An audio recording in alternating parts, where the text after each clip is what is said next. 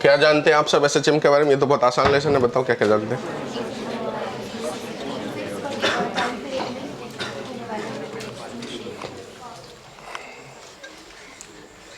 बोलो एसएचएम के बारे में। जो रिएक्शन है उसे एसएचएम कहते हैं। अच्छा, बोलिए भैया। हाँ, जब कोई ऑब्जेक्ट किसी पाथ पे टू एंड फ्रो मोशन करता है तो एक पर्टिकुलर पॉइंट के about to and fro motion करेगा। टू का मतलब उसके तरफ आता हुआ और फ्रो का मतलब उससे दूर जाता हुआ। तो जिस पॉइंट के अबाउट ये करता है उसे कहते हैं हम लोग मीन पोजीशन। और टू एंड फ्रो मोशन होता क्यों है? अगर कोई ऑब्जेक्ट में वेलोसिटी हमने दे दिए इस पॉइंट से दूर जाने के लिए तो फिर वो दूर ही चला जाना चाहिए था। वापस इसलिए आता है क्योंकि जब ये दूर जा रहा होता है तो वेलोसिटी आगे की तरफ होता है बट एक्सेलरेशन पीछे की तरफ होता है। तो धीरे धीरे वेलोसिटी उसकी डिक्रीज होती है। एक पॉइंट आता है जहां पर वो रेस्ट में आ जाता है, जहां उसकी वेलोसिटी 0 हो जाती है, जो कि स्टॉप हो जाता है ऑब्जेक्ट। फिर वो वहां से वापस अपनी ट्रैक पे आता है। तो ये जो एक्सेलरेशन है या फिर ये लगने वाला जो फोर्स है उसे कहते हैं रीस्टोरिंग फोर्स, जो कि ऑब्जेक्ट को मजबूर करता है वापस आने पे। ठीक है, तो वो जो रीस्टोरिंग फोर्स है उसी के वजह से जो है टू एंड फ्रो मोशन होता है। ये रीस्टोरिंग फोर्स ऑलवेज अपना डायरेक्शंस बदलते रहता है, क्योंकि जब ये ऑब्जेक्ट वापस आकर के इस डायरेक्शन में जाना चालू हो जाए तब रीस्टोरिंग फोर्स फिर से इधर की तरफ हो जाता है। मतलब अगर आप सिर्फ रीस्टोरिंग फोर्स के हिसाब से देखो तो उसके डायरेक्शंस बदल गए। लेकिन अगर एक चीज कॉमन है दोनों में तो वो ये है कि ऑलवेज किधर लगता है, टुवर्ड्स मीन पोजीशन। तो रीस्टोरिंग फोर्स जो है उसका काम होता है ऑब्जेक्ट के ओरिजिनल पोजीशन को, ओरिजिनल कंडीशन को रीस्टोर करना। अगर हमने ऑब्जेक्ट को डिस्टर्ब कर दिए हैं तो वो ऑब्जेक्ट को वापस अपने ओरिजिनल पोजीशन पे लेके जाना चाहता है। यही काम होता है रीस्टोरिंग फोर्स का। उस फोर्स के द्वारा जो एक्सेलरेशन क्रिएट होगा, फोर्स बाय मास, ये एक्सेलरेशन क्रिएट हो जाएगा। ये एक्सेलरेशंस डिस्प्लेसमेंट जो है ऑब्जेक्ट का मीन पोजीशन से जो डिस्प्लेसमेंट है उस पर डिपेंड करता है। डिस्प्लेसमेंट जैसे जैसे बढ़ता जाएगा वैसे वैसे इस एक्सेलरेशन की जो वैल्यू है वो बढ़ती जाती है। मतलब ये वेरिएबल है एक प्रकार का, मतलब ये प्रोपोर्शनल टू होता है डिस्प्लेसमेंट। अब इसमें डिस्प्लेसमेंट मीन पोजीशन से अगर ऑब्जेक्ट इधर की तरफ जा रहा है तो डिस्प्लेसमेंट का जो डायरेक्शन है वो इस साइड की तरफ है और फोर्स का डायरेक्शन इधर की तरफ है। तो डिस्प्लेसमेंट फोर्स एक दूसरे के अपोजिट डायरेक्शन में, इसीलिए यहाँ पर एक साइन लगता है, उसे कहते हैं माइनस साइन। जो नेगेटिव साइन है, नेगेटिव साइन ये बताता है कि एक्सेलरेशन जो है या फिर रीस्टोरिंग फोर्स जो है वो डिस्प्लेसमेंट के कौन से डायरेक्शन में है, अपोजिट डायरेक्शंस में है। अब इसके वजह से ये माइनस लग गया। अब ये जो x है इस पे पावर, अब वो पावर हम फिलहाल के रूप में n लिख देते हैं। n की वैल्यू 1 भी हो सकती है, 2 भी हो सकती है, फ्रैक्शन में भी हो सकता है। तो जब ये n की वैल्यू 1 हो जाए तब हम इसे कहते हैं कि ये एसएचएम है। जब n की वैल्यू 1 को छोड़ करके दूसरा कुछ भी हो जाए, कोई दूसरा इंटीजर 2, 3, 4, 5, तो इसका मतलब होता है ऑसिलेशन है। क्या है? ऑसिलेशन। और एसएचएम में बहुत सिंपल छोटा सा ही फर्क है। ये सभी मतलब प्रॉपर्टीज लगभग सिमिलर है, बट x पे पावर जो n है उस n के डेटा के बेसिस पे अपन तय कर पाएंगे कि एसएचएम हो रहा है या फिर ऑसिलेशन हो रहा है। तो ये जो पावर n है, अगर इस n की value if n equal to 1 हो जाए तो उस सिचुएशंस में हम कहेंगे कि ये क्या है, एसएचएम है। और अगर n की वैल्यू 1 नहीं हो तो हम कहेंगे क्या, ऑसिलेशन। एक्चुअली में ये पूरा को, हर कंडीशंस को ऑसिलेशंस कह सकते हैं। तो ऑसिलेशंस एक बड़ा सा वो है, क्या बोलते हैं, यूनिवर्सल सेट है जिसका सबसेट हुआ एसएचएम। मतलब एसएचएम जो है एक स्पेशल पार्ट हुआ। ठीक है, बात समझ में आ गया। जिंदगी में बहुत सारे एग्जाम देने हैं, उस एग्जाम में एक एग्जाम का नाम है नीट, बराबर है। तो वैसे ही जो ऑसिलेशंस हो रहा है वो सभी प्रकार के जो मतलब टू एंड फ्रो मोशन है उसे हम ऑसिलेशन कह सकते हैं। उसमें से एक स्पेशल टाइप हुआ एसएचएम। कब हुआ? जब पावर n की वैल्यू कितनी हो, 1 हो। सामने में नेगेटिव होना जरूरी है। और ये जो पावर 1 हो जाएगा तो इसका मतलब एक्सेलरेशन प्रोपोर्शनल टू x हो गया। इसका मतलब पाथ कैसा होना चाहिए, स्ट्रेट लाइन। कैसा पाथ होना चाहिए? तो जो एसएचएम होते हैं उसके पाथ लगभग स्ट्रेट लाइन या पूरी तरीके से स्ट्रेट लाइन होना चाहिए। लगभग इसलिए बोल रहा हूँ, अप्रॉक्स में इसलिए बोल रहा हूँ क्योंकि जो ऑसिलेशंस होता है ऑब्जेक्ट का जो बॉब ऑसिलेट करते रहता है वो भी एसएचएम तब कहलाते हैं जब उसके पाथ बहुत छोटे हो। तो बहुत छोटे कर्व अगर होगा तो वो ऑलमोस्ट स्ट्रेट लाइन जैसा ही होता है, पर पूरी तरीके से लीनियर नहीं होता, नियर टू लीनियर होता है। इसलिए ये वर्ड हमने जोड़ दिए कि लगभग स्ट्रेट लाइन होना चाहिए या फिर स्ट्रेट लाइन होना चाहिए। अगर वो ज्यादा बड़ा ऑसिलेशन कर रहा है, मतलब कर्व दिख रहा है, तो फिर वो ऑसिलेशन है, फिर वो एसएचएम नहीं है। ठीक है, अब इस प्रोसेस में मीन पोजीशन से ऑब्जेक्ट जहां तक जाकर के रुकता है, वहां से लेकर के वहां तक का जो डिस्टेंस है, मीन पोजीशन से यहां जहां ऑब्जेक्ट जाकर के रुकता है उसे कहते हैं हम लोग कौन सा पोजीशन, एक्सट्रीम पोजीशन। इसी तरीके से पीछे में जहां ऑब्जेक्ट जाकर के रुकेगा उसे कौन सा पोजीशन बोलेंगे, एक्सट्रीम पोजीशन। तो एक्सट्रीम पोजीशन से मीन पोजीशन के बीच का जो डिस्टेंस है, जो डिस्प्लेसमेंट है, उसे कहते हैं हम लोग एम्पलीट्यूड। मतलब उस पर्टिकुलर ऑसिलेशन का क्या बोलेंगे, maximum displacement from mean position को एम्पलीट्यूड कहलाएगा। ऑब्जेक्ट जब मीन पोजीशन से जाता है, एक्सट्रीम पे जाएगा, वापस मीन पे आएगा, तो ये आधा ऑसिलेशन कंप्लीट माना जाएगा।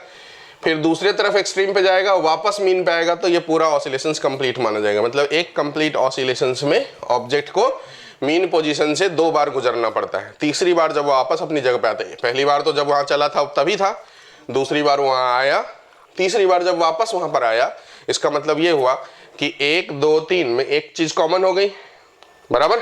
तो इसका मतलब मीन पोजीशन से कितनी बार गुजरना पड़ेगा, 2 बार गुजरना पड़ेगा एक कंप्लीट ऑसिलेशंस में। इस प्रोसेस में लगने वाला टाइम को क्या कहते हैं हम लोग, टाइम पीरियड। और उसका जो रेसिप्रोकल होगा उसे क्या बोलेंगे, फ्रीक्वेंसी। अब टाइम पीरियड कांस्टेंट भी हो सकते हैं और वेरिएबल भी हो सकते हैं। अगर टाइम कांस्टेंट हो तो उसे कहेंगे पीरियोडिक ऑसिलेशंस, और अगर टाइम कांस्टेंट नहीं हो तो उसे बोलेंगे नॉन पीरियोडिक ऑसिलेशंस। ठीक है। दूसरी बात ये है कि टू एंड फ्रो मोशन, कहने का मतलब एक पॉइंट के अबाउट ऑब्जेक्ट का जाना या फिर वापस आना, और एक सर्कुलर मोशन, दोनों का अगर आप कंपेयर करेंगे तो सर्कुलर मोशन में क्या हो रहा है, ऑब्जेक्ट जाता है किसी और पाथ से और आता है किसी और पाथ से। तो जाने का रास्ता कोई और है, आने का रास्ता वही नहीं है, आने का रास्ता दूसरा है, मतलब ये पाथ क्लोज्ड हो गया। तो जब पाथ क्लोज्ड हो गया तो ये पीरियोडिक हो सकते हैं, नॉन पीरियोडिक हो सकते हैं, बट ये ऑसिलेशन नहीं कहलाते। मतलब ऑसिलेशंस तभी कहलाएंगे जिसमें ऑब्जेक्ट जिस पाथ से गया है वापस मीन पोजीशन पे उसी पाथ से आएगा। ठीक है, दूसरे पाथ से अगर मीन पोजीशन पे आया तो वो पीरियोडिक हो सकते हैं, नॉन पीरियोडिक हो सकते हैं, बट ऑसिलेशन नहीं हो सकते। मतलब ऑसिलेशन और सर्कुलर मोशन में थोड़ा सा फर्क है। सभी पीरियोडिक मोशन या सभी प्रकार के नॉन पीरियोडिक मोशन ऑसिलेशन नहीं होते हैं। कुछ पीरियोडिक मोशन ऑसिलेशन होते हैं और कुछ पीरियोडिक मोशन दूसरा मोशन होते हैं जिसका ऑसिलेशन से कोई लेना देना नहीं होता है। ठीक है, बात समझ में आ गया? तो लिखते हैं थोड़ा सा इस सब के बारे में। When object perform to and fro motion, object perform to and fro motion, perform to and fro motion, bracket में लिख देंगे vibration, about any point, then it is said to be oscillation. Then it is said to be oscillation. Said to be oscillation. दूसरा point, oscillatory motion may be periodic or non-periodic. Oscillatory motion may be periodic or non-periodic.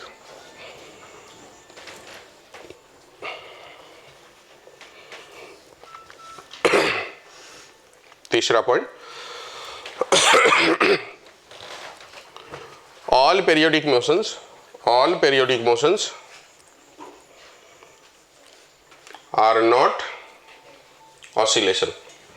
Example में लिख लेंगे circular motion, all periodic motions are not oscillation. Example लिख लेंगे circular motion, uniform circular motion, UCM periodic होता है। अगला point,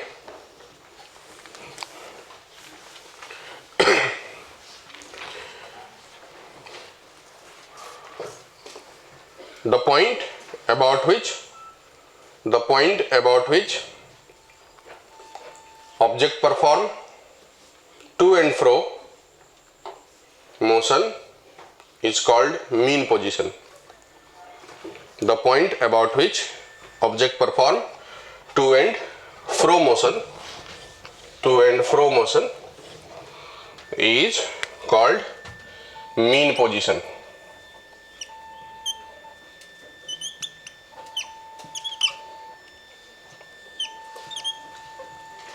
ऐसा नीचे डायग्राम बना देंगे।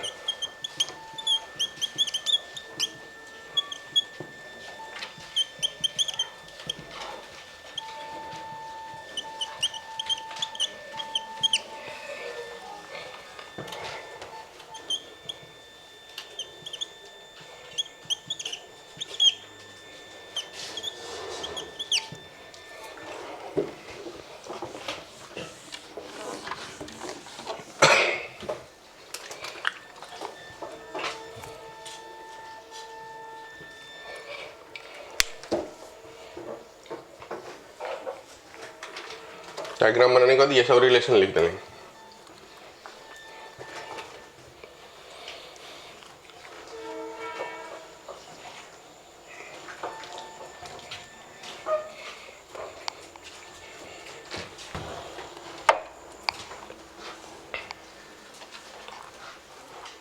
लिख लिए।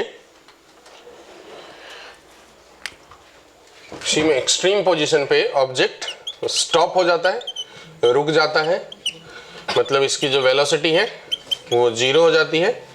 इस वक्त एक्सेलरेशन मैक्सिमम होता है, डिस्प्लेसमेंट भी मैक्सिमम होता है, इसी को एम्पलीट्यूड कहते हैं। एम्पलीट्यूड कहते हैं। इस वक्त काइनेटिक एनर्जी 0 होता है, इस वक्त पोटेंशियल एनर्जी मैक्सिमम होगा। मीन पोजीशंस पे ऑब्जेक्ट की वेलोसिटी मैक्सिमम होती है, एक्सेलरेशन 0 हो जाता है, मतलब मीन पोजीशन पे नेट फोर्स की वैल्यू 0 होती है। इस वक्त डिस्प्लेसमेंट 0 होता है, काइनेटिक एनर्जी मैक्सिमम होता है एंड पोटेंशियल एनर्जी मिनिमम होता है। 0 नहीं कह सकते, मिनिमम कह सकते हैं, क्योंकि हर बार ऐसा होता है कि उसको आप x0 नहीं ले सकते। मीन पोजीशन किसी और जगह पे भी हो सकता है, तो ऐसा एक्सट्रीम और मीन के बारे में आप लिख डालें।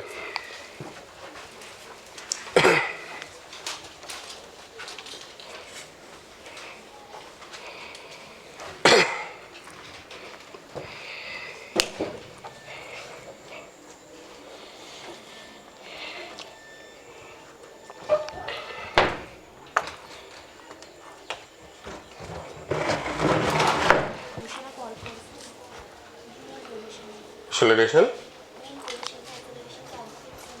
Summation of all force. हाँ, ऑल मतलब एक्सटर्नल फोर्स, इंटरनल की बात नहीं हो रही।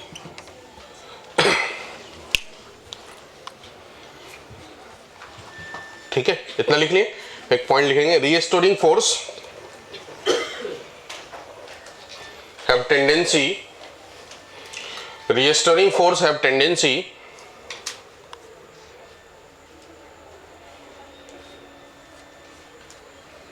to bring the object on mean position.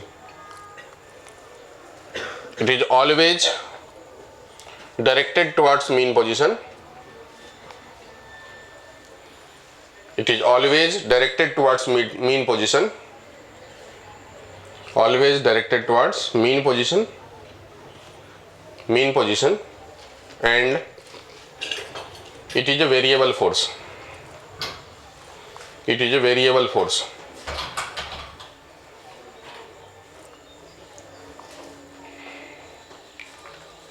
It is variable force.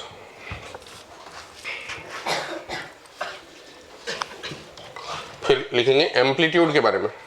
Amplitude, the maximum displacement from mean position, maximum displacement from mean position, maximum displacement from mean position is called amplitude, denoted by capital A, SI unit meter. Maximum displacement from mean position is called amplitude, denoted by capital A, SI unit meter.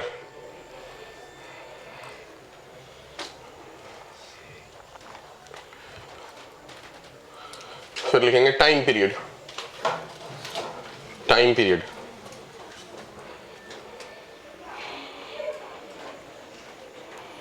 Time taken by object to complete one to and fro motion, time taken by object to complete one to and fro motion is called time period. If it is constant, then motion is periodic.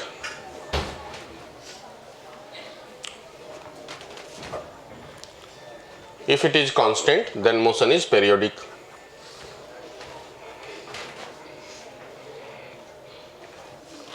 Frequency के बारे में, reciprocal of time period, reciprocal of time period is called frequency. Reciprocal of time period is called frequency 1 by t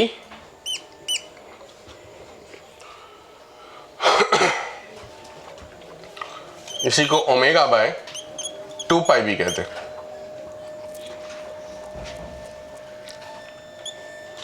ये नीचे formula लिख डालें। Omega हुआ angular frequency,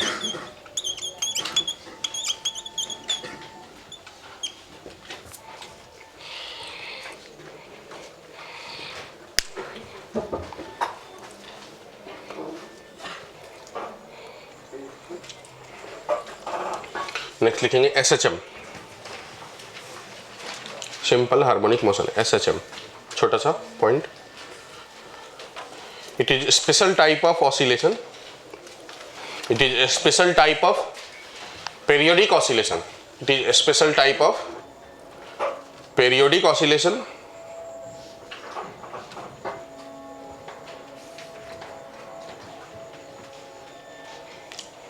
whose path is linear.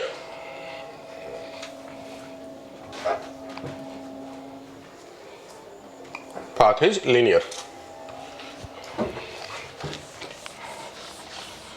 उसके नीचे एक्सेलरेशन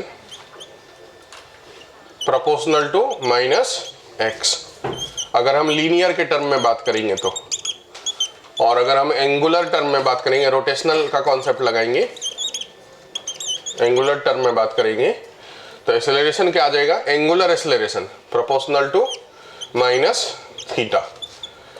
ये रिलेशन तब आता है जब हम फोर्स को रिलेट करते हैं प्रोपोर्शनल टू -x, ये फोर्स के कॉन्सेप्ट से आता है, और ये रिलेशन आता है टॉर्क के कॉन्सेप्ट से। टॉर्क का फॉर्मूला हम लोग लगाते हैं R×F, और उसे बाद में लिखते हैं I इंटू अल्फा। I मतलब moment of inertia into alpha, ठीक है। तो इस सब को जब रिलेट करते हैं थीटा के साथ तो ये रिलेशन आता है। तो जहां पर एंगुलर टर्म रहेगा, मतलब ऐसा सर्कुलर ट्रैक जैसा कुछ दिखेगा, वहां पर हम ये वाला कॉन्सेप्ट लगाते हैं, और जहां लीनियर ट्रैक दिखता है वहां पर हम ये वाला कॉन्सेप्ट लगाते हैं। तो नीचे ये दोनों बातें लिख डालेंगे।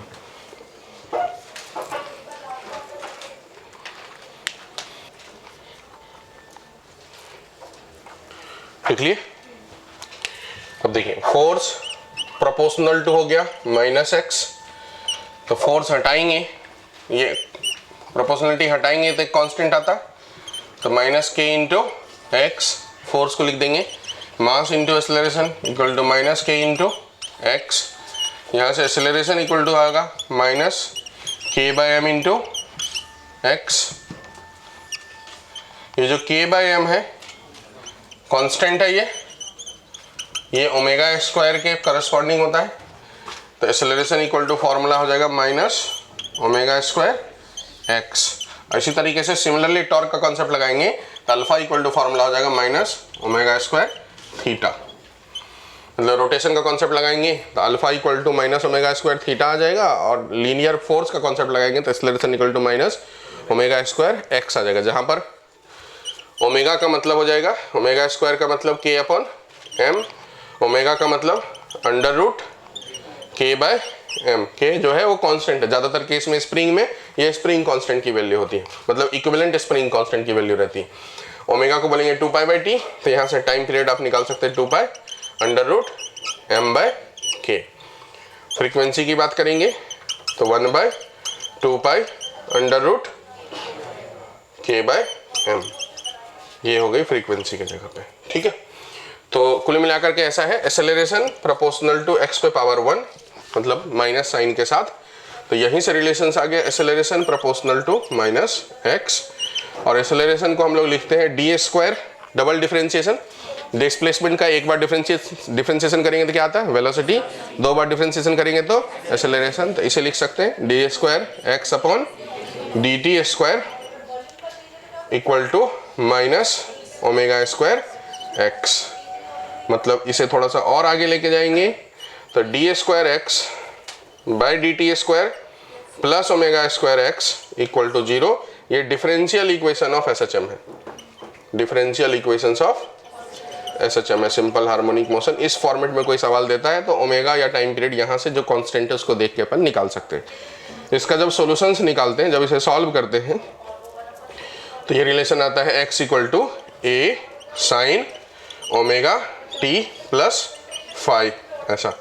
ज़्यादातर केस में a sine omega t use करते हैं हम लोग, फाई नॉर्मली यूज़ नहीं करते हैं। फाई जब हमको यूज़ करना रहेगा, सवाल में दिया रहेगा तो हम यूज़ करेंगे।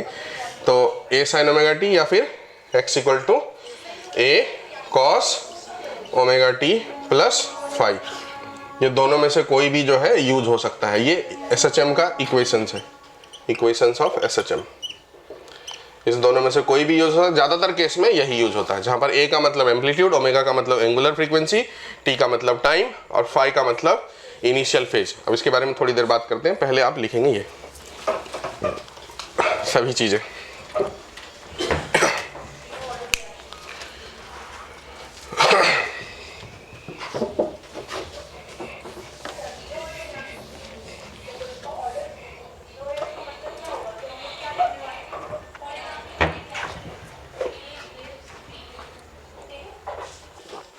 लिख लिए सबके सब?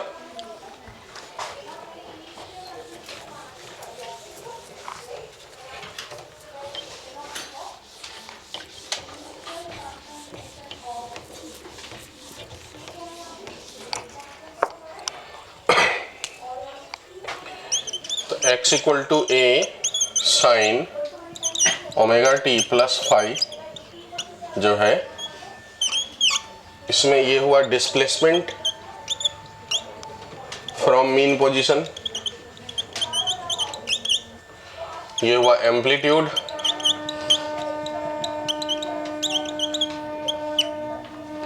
ये जो ओमेगा हुआ ये हुआ एंगुलर फ्रीक्वेंसी या फिर इसी को एंगुलर वेलोसिटी या स्पीड कह सकते हैं। t का मतलब टाइम, और ये पूरा का पूरा जो टर्म है इसे कहते हैं फेज या एंगल। साइन थीटा मतलब एंगल के जगह आया है, एंगल का ही सोफिस्टिकेटेड वर्ड है फेज, मतलब जो एंगल का मतलब होता है वही मतलब फेज का होता है। तो यहाँ अब एंगल नहीं बोला जाएगा, फेज बार बार ज़्यादातर चीज़ें बोला जाएगा। अब अगर ये फेज है मतलब ओमेगा t प्लस फाइव, सबको मिला के कंप्लीटली कहते हैं हम लोग फेज। अब अगर इसमें t की वैल्यू 0 रख दें तो ये वाला टर्म 0 हो जाएगा, तो सिर्फ बच कौन जाएगा फाइव, इसीलिए इसे कहते हैं इनिशियल फेज। इनिशियल फेज मतलब t इक्वल टू 0 पे जो एंगल पे था उसी को कहेंगे इनिशियल फेज या फिर फाई। ऐसे अगर दो और इक्वेशंस आ जाए, मान लीजिए कि अगर हम x1 की बात कर ले,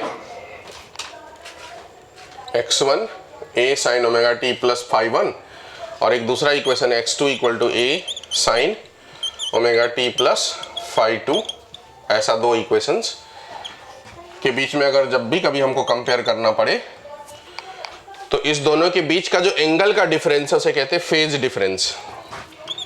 फेज डिफरेंस इसे डेल्टा फाई से या कई बार सिर्फ फाई से भी लिख दिया जाता है, पर वहाँ फील होता है फेज डिफरेंस का। तो फेज डिफरेंस सिंपली इस एंगल के बीच का डिफरेंस है।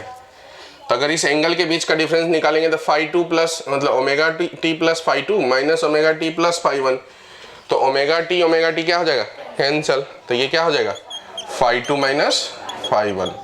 मतलब सिंपल यहाँ पर जो एंगल है और यहाँ पर जो एंगल है उसके बीच का जो डिफरेंस है उसे हम कहते हैं फेज डिफरेंस। लेकिन ये तब हम सीधा सीधा कर लेंगे जब हमको ये पता हो कि यहाँ पर जो टर्म है वो सेम हो, एक जगह साइन एक जगह कॉस रहेगा तो फिर हम लोग ऐसा नहीं करेंगे, पहले दोनों जगह साइन या दोनों जगह कॉस करेंगे, एक जैसा मतलब ट्रिगोनोमेट्रिक फंक्शन रहेगा, तब जाकर के एंगल का डिफरेंस हम लोग निकालेंगे।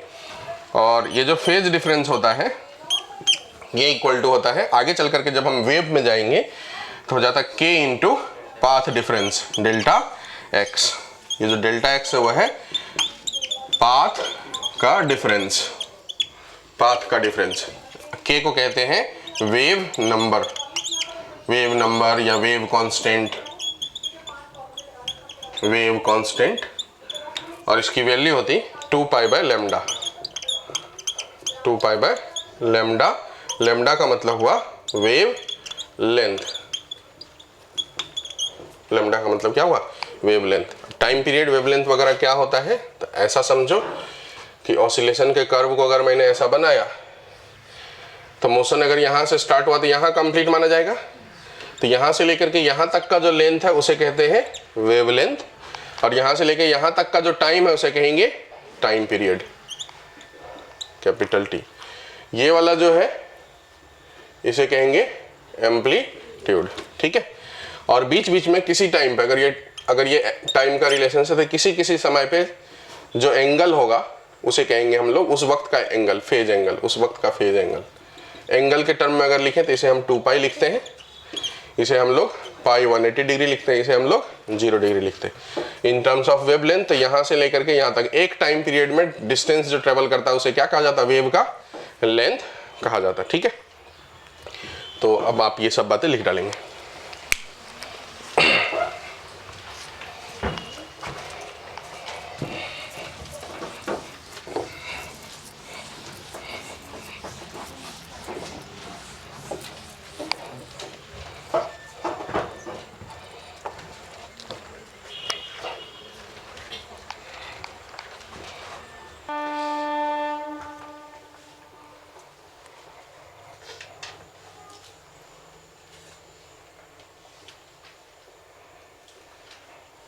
हो गया? कौन सा वाला? ये वो के नहीं है जो इक्वेशंस में लगाए थे, ये वो के नहीं है, वो के दूसरा के है, ये के दूसरा के। इस के को वेव नंबर कहते हैं, जब वेव में जाएंगे तो पता चलेगा।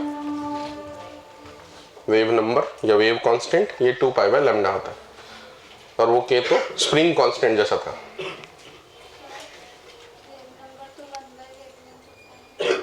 हाँ, इसे भी कहते हैं, केमिस्ट्री में पढ़े होंगे 1 बाय वेवलेंथ, एटॉमिक स्ट्रक्चर में शायद आया भी सवाल उस पर।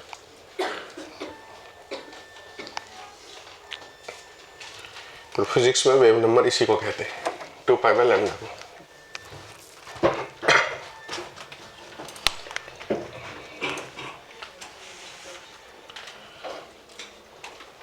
हटा दूं इसे,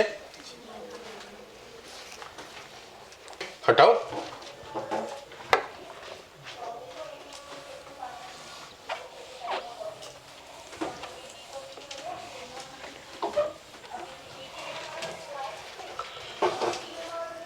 तो अब देखिए कोई भी इक्वेशन जो है वो एसएचएम है या नहीं,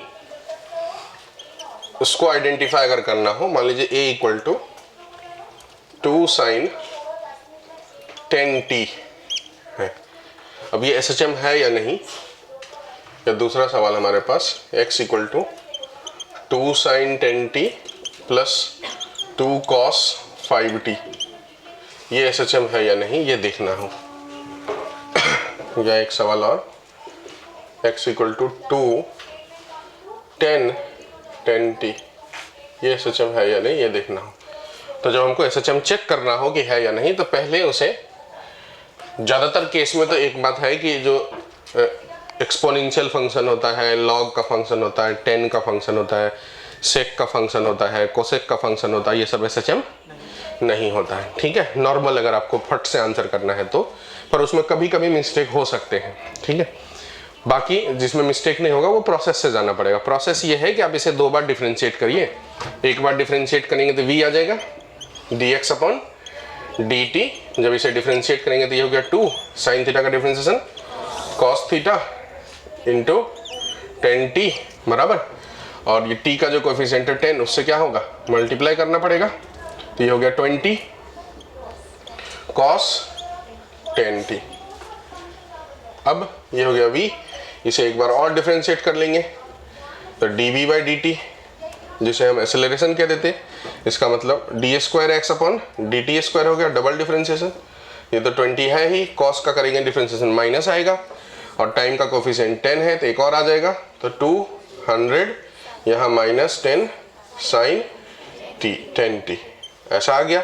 और जब ऐसा आ गया तो इसे पहले वाले x के साथ रिलेट करेंगे, तो x के साथ रिलेट करेंगे तो ये हो जाएगा minus 100 into 2 into sine 10t, और ये वाला टर्म x हो गया, तो ये हो गया माइनस 100 इंटू एक्स।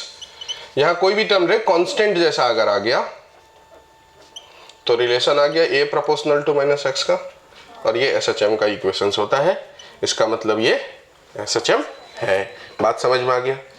इसी तरीके से मान लीजिए दो वाले को चेक करना हो तो फिर जब अब इसमें फटाफट करते, इतना वो नहीं लगाते, मैं एक बार डिफरेंशिएट करूंगा dx अपॉन dt, तो देखो ये हो जाएगा 220 साइन का cos 10t प्लस 2 5 जा 10 cos का माइनस साइन 5t। एक बार और डिफरेंशिएट कर लेता हूं तो D square x upon D T square, ये देखो 10 200 हो जाएगा cos की जगह पे, cos का differentiation minus sign 10t, sign का तो माइनस ही रहेगा, तो माइनस 10 5 जा 50 साइन 5t, साइन का cos, हाँ cos 5t। अब ऐसा हो गया, तब इसमें देखिए माइनस कॉमन ले लूंगा, माइनस कॉमन ले लूंगा, यहाँ से 50, यहाँ से 50 ही आया ना, 5 10 जा 50, और यहाँ पर कितना है 200, तो मैं दोनों जगह अगर 2 रखने का प्रयास करूंगा तो 2 कॉमन आ सकता है, 50 कॉमन आ जाएगा, 50 कॉमन आ जाएगा, तो यहाँ बचेगा 4 sine 10t minus cos plus cos 5t, तो 2 के टर्म में नहीं आया, 2 10 जा 20, 20 10 जा 200, 2 5 जा 10, 10 5 जा 50, नहीं आया। अब यहाँ पर ये टर्म तो देखिए, इसे आप x लिख सकते हैं क्या, x तो सीधा सीधा 2 का बाहर चीजें ऐसा 2 बाहर करें, और मतलब ऐसा आप समझिए कि यहाँ पर 2 अगर करने जाएंगे तो यहाँ पर 2 नहीं आएगा, कुछ और आएगा, या यहाँ पर 4 है यहाँ पर 1 है, तो ये पॉसिबल नहीं है। तो ये वाला जो टर्म हुआ प्रोपोर्शनल टू, मतलब इसे अपन a लिख देंगे, a equal to minus constant तो आ गया, बट ये टर्म x नहीं आया, तो नहीं आया तो इसका मतलब ये SHM नहीं होगा, मतलब यहाँ पर एग्जैक्टली x आ जाना चाहिए था, अगर जिस कंडीशंस में आ जाएंगे वो SHM हो जाएंगे। इसको अगर डिफरेंशिएट करेंगे तो इसमें तो वैसे भी नहीं होना है, डायरेक्ट देख लीजिए, एक बार डिफरेंशिएट करेंगे, v लिख लेता हूँ 20 10 का सेक स्क्वायर 10t, एक बार और डिफरेंशिएट करेंगे a equal to 20 200 sec square का हो जाएगा, यहाँ चेन रूल लगाएंगे 2 सेक 10t, और सेक का अलग से हो जाएगा सेक 10t into 10t, sec theta का होता है ना, सेक थीटा इंटू 10 थीटा। तो अब ये पूरा का पूरा रिलेशन देखिए, क्या ये 10 इससे रिप्लेस किया जा सकता है, नहीं किया जा सकता है, क्योंकि साथ में क्या आ रहा है, सेक भी आ रहा है, तो इसे रिप्लेस नहीं किया जा सकता वापस इन टर्म्स ऑफ x, इसका मतलब ये भी SHM नहीं है, बराबर। तो चेक करने का प्रोसेस आपको समझ में आ गया। प्रोसेस ये है कि 2 बार डिफरेंशिएट करें और एग्जैक्टली अगर इस रिलेशंस को वो फॉलो कर पा रहा है, यहाँ कांस्टेंट कुछ भी आ सकता है, पर यहाँ x आना चाहिए और x पे पावर भी 1 आना चाहिए। अगर x आ भी गया और उस पर पावर 1 की जगह दूसरा कुछ आ गया तो फिर वो SHM नहीं होगा, ऑसिलेशंस होगा, x के जगह पे पावर 2 हो जाएगा, 3 हो जाएगा, कभी ऐसा आ जाए तो फिर वो क्या हो जाएगा, ऑसिलेशन हो जाएगा, पर SHM नहीं होगा। SHM तभी होगा जब x पे पावर क्या रहे 1 रहे। तो ऐसा लिख डालेंगे छोटा सा पॉइंट करके, आइडेंटिफाई या फिर आइडेंटिफिकेशंस ऑफ SHM, ऐसा identifications of SHM, identifications of SHM, और ऐसे 3 सवाल लिख डालेंगे।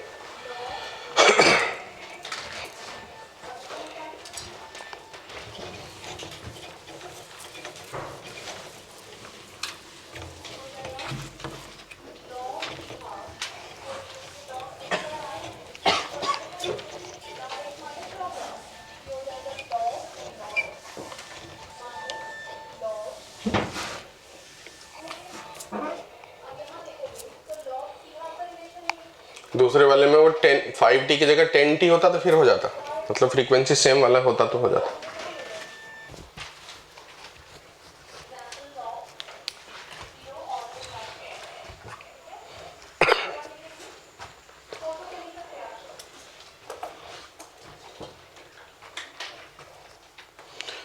यहाँ पर एक लाइन लिख देंगे, generally exponential, log, tan, sec, cot function are not SHM। Generally exponential, log, logarithmic, tan, cos नहीं, tan, sec, cosec, cot, generally exponential, log, tan, sec, cosec, cot are not SHM।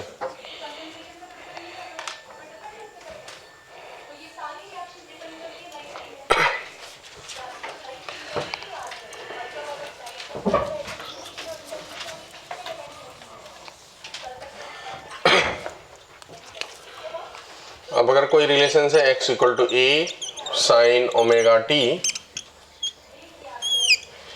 तो velocity अगर निकालना हो तो differentiate करेंगे dx upon dt, ये relation हो जाएगा a ओमेगा साइन थीटा का कॉस ओमेगा t, ऐसा।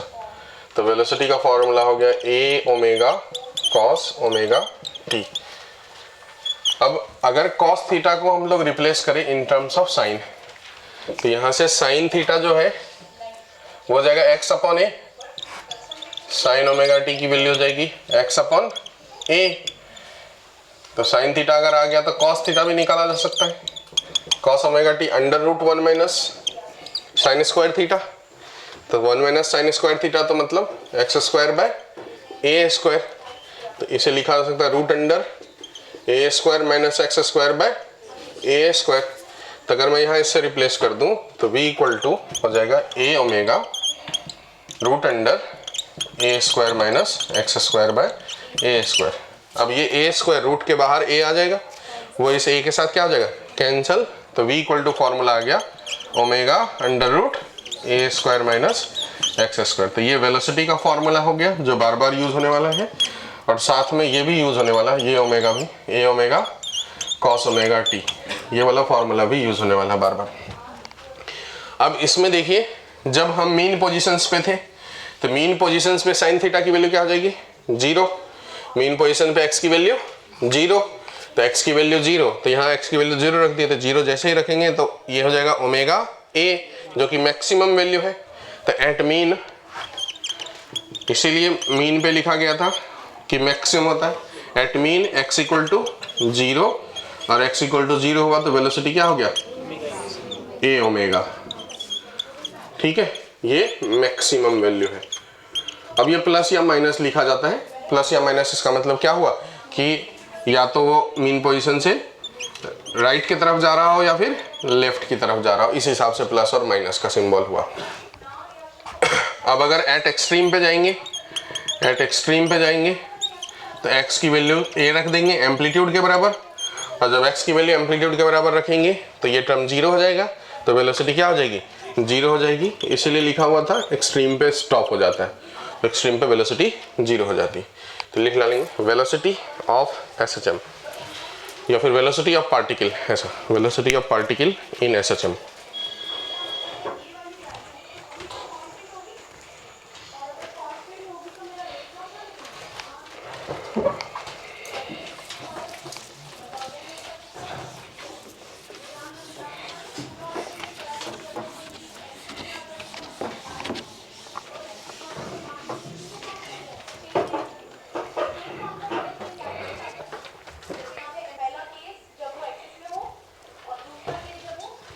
हो गया, लिख लिए। अब देखिए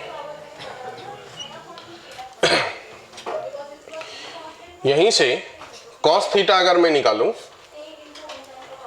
तो cos ओमेगा टी की वैल्यू मैं लिख सकता हूं v बाय ए ओमेगा, और sin थीटा तो मैं लिख ही चुका हूं x अपॉन ए। और हम सब जानते हैं कि sin square theta plus cos square theta क्या होता है 1। तो अगर मैं साइन स्क्वायर थीटा की बात करूं तो ये हो जाएगा x square upon a square, plus cos theta की बात करूंगा तो v square upon a square omega square, इसकी वैल्यू हो जाएगी 1। और ये इक्वेशंस ऑफ इलिप्स है।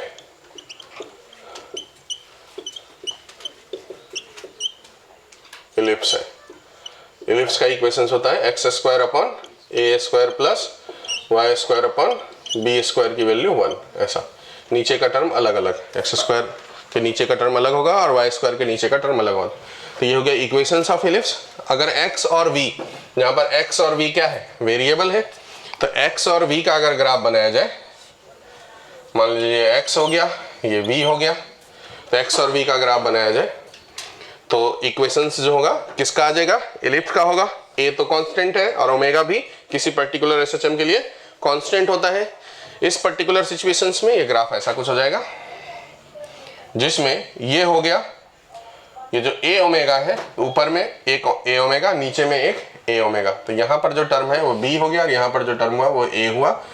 तो ये वाला टर्म हो गया a ओमेगा और ये वाला टर्म हो गया a।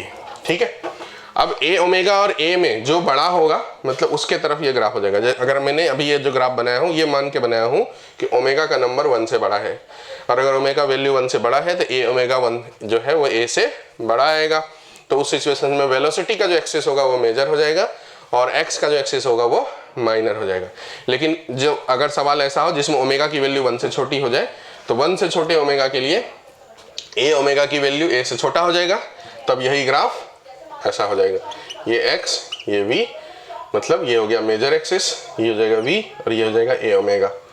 ठीक है, a ओमेगा छोटा हो गया और v बड़ा हो गया। तो वो डिपेंड करेगा कि ओमेगा 1 से छोटा है या ओमेगा 1 से बड़ा है। तो ये है ग्राफ, साथ में ये भी लिख डालेंगे वेलोसिटी एंड डिस्प्लेसमेंट का।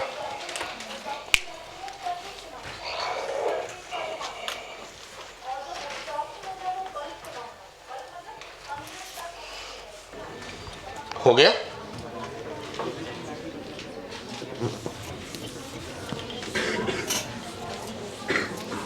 अब इसी में देखिए, अगर इसे और डिफरेंशिएट करेंगे तो एक्सेलरेशन आ जाएगा और वो हो जाएगा minus a omega square sine omega T. यहां से अगर आप देखो, ये वाले को गैप कर देता हूं मैं,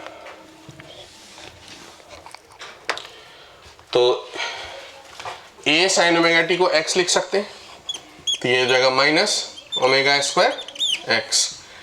तो अगर डिस्प्लेसमेंट और एक्सेलरेशन का ग्राफ देखें, डिस्प्लेसमेंट और एक्सेलरेशन का ग्राफ देखें तो स्ट्रेट लाइन होगा।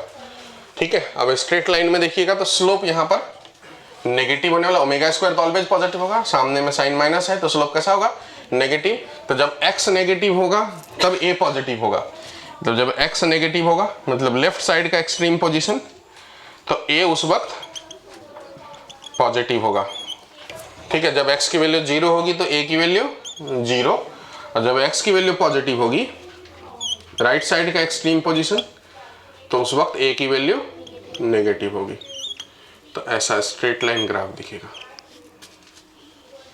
ठीक है, एक चीज और देखना है कि अगर हमको यहां से बात करें तो a omega square sine square omega T है और ये कॉस थीटा है, इस दोनों को भी अगर अपन रिलेट करना चाहे तो रिलेट हो सकता है। कैसे रिलेट होगा, देखिए यहां से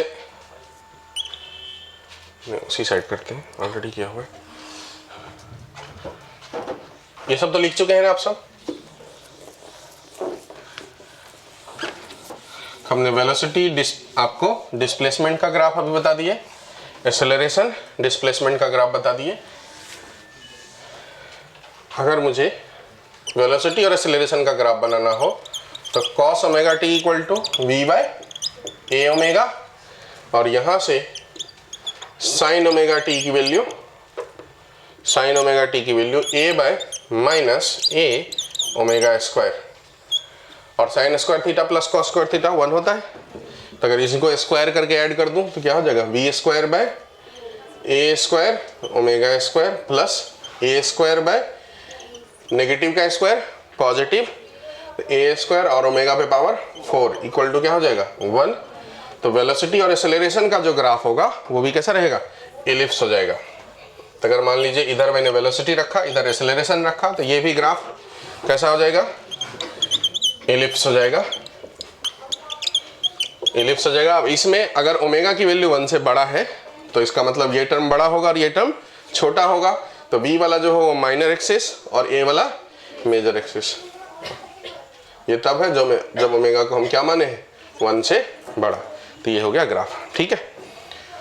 ये वाला टर्म जो हो जाएगा वो हो जाएगा ए ओमेगा स्क्वायर और ये वाला टर्म हो जाएगा ए ओमेगा, ऐसा। तो आप लिख डालें फिर आगे, acceleration, displacement and velocity acceleration.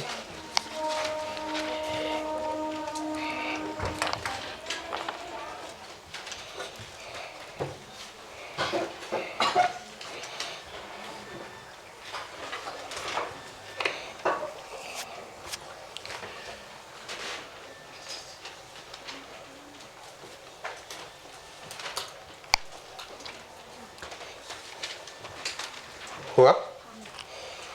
अब देखिए एक चीज और, अगर आप वेलोसिटी और डिस्प्लेसमेंट को देखो तो यहाँ भी ए है, यहाँ भी, यहाँ साइन थीटा है और यहाँ इसके बीच का जो फेज डिफरेंस है वो 90 डिग्री का है, ठीक है। कॉस थीटा और साइन थीटा के बीच का फेज डिफरेंस कितना होता है, 90 डिग्री। उसी तरीके से अगर आप डिस्प्लेसमेंट और एक्सेलरेशन का देखेंगे तो यहाँ साइन थीटा है, यहाँ भी साइन थीटा है, सब कुछ सेम है। यहाँ नेगेटिव साइन है, यहाँ पॉजिटिव साइन है, तो इसका मतलब 180 डिग्री। तो between velocity and displacement 90 degree, between displacement and acceleration phase difference 180 degree, और बिटवीन वेलोसिटी एंड एक्सेलरेशन तो 90 डिग्री। मतलब इसे आप ऐसा ध्यान रख सकते हैं, ये इसे डिस्प्लेसमेंट कह दो, इसे वेलोसिटी कह दो और इसे एक्सेलरेशन कह दो। ये भी 90, ये भी 90, ये टोटल 180, ऐसा टाइप का। तब फेज डिफरेंस का रिलेशंस भी लिख डालेंगे।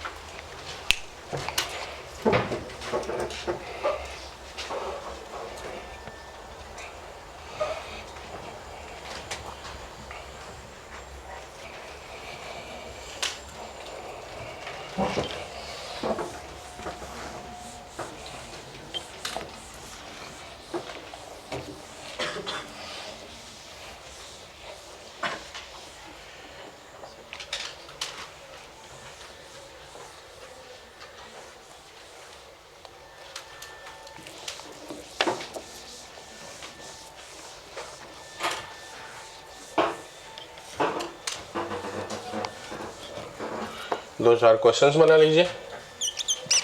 Find velocity of particle at, पहला इन एसएचएम, एसएचएम का एम्पलीट्यूड ए है, एंगुलर फ्रीक्वेंसी ओमेगा है, eight x equal to 0, x equal to a by root 2, x equal to a by root 3, x equal to a by 2, x equal to a by 3, x equal to a by 4, x equal to a by root 5, x equal to a, x equal to root 2a by root 3, x equal to root 3a by 2।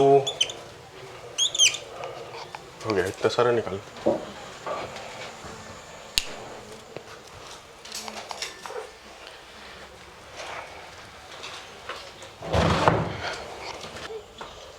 सब में ए omega into करना है, root के अंदर जो coefficient है उसका square 1 में से करके माइनस करना है। जैसे 1 बाय रूट 3 है तो 1 माइनस 1 बाय 3, 2 बाय 3, सीधा सीधा लिखना है।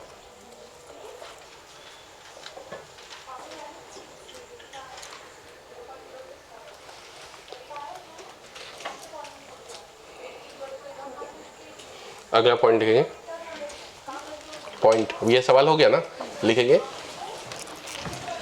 Projection of particle in uniform circular motion, projection of particle in uniform circular motion on any diameter, projection of particle in uniform circular motion on any diameter, perform SHM, perform SHM.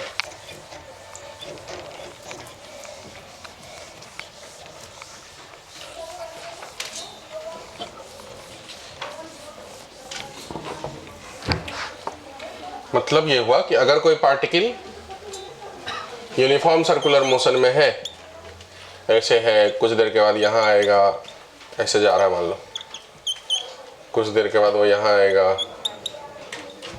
फिर इधर आएगा, फिर इधर आएगा, ऐसे।